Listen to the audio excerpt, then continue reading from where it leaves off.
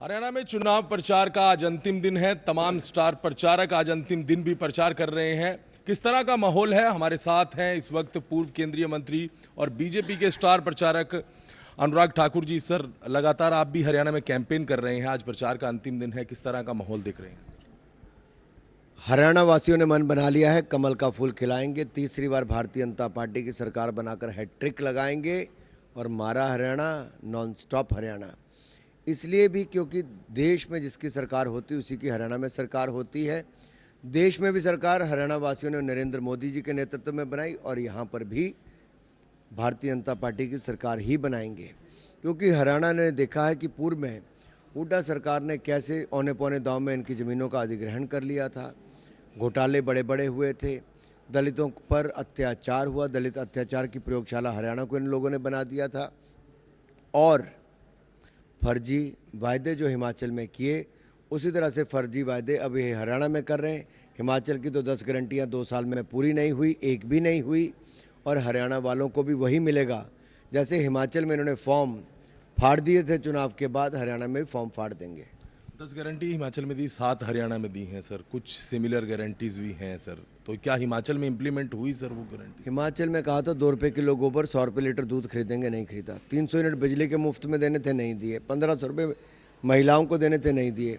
Old pension scheme या pension देनी थी, पेंशन 10 तारीख तक नहीं मिलती है।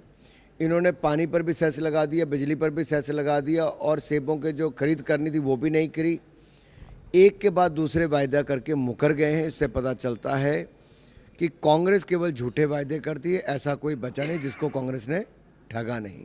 इस तरह की बात हरियाणा में भी की जा रही है कि मुफ्त बिजली देंगे 300 यूनिट तक, उसके अलावा 2 लाख के करीब नौकरियां देंगे। क्या लग रहा है आपको ऐसा कुछ?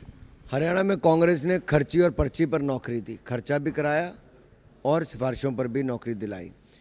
हमने खर्ची पर्ची के बिना पिछले 10 सालों में नौकरियां भी दी और अगले 5 साल में 2 लाख नौकरी बगैर खर्ची पर्ची के भारतीय जनता पार्टी देगी। एक तमाम कांग्रेस की सीनियर लीडरशिप भी आ रही है, राहुल गांधी भी यहाँ पर आए और प्रियंका गांधी भी यहाँ पर प्रचार कर रहे हैं। किसान, जवान, ओपीएस, इस तरह के मुद्दों को उठाया जा रहा है। क्या लग रहा है हरियाणा में किसानों के लिए आपकी सरकार ने किस तरह से काम किए? क्योंकि वो तो बार बार यही आरोप लगा रहे हैं कि किसान हरियाणा का नाराज है, किसानों के लिए बीजेपी सरकार ने कुछ नहीं किया। अगर हमने किसानों के लिए नहीं किया तो कांग्रेस ने तो सारी उम्र नहीं किया। हमने देश में 5.5 लाख करोड़ के मुकाबले 18 लाख करोड़ की खरीद एमएसपी पर की है, ये भाजपा ने की है।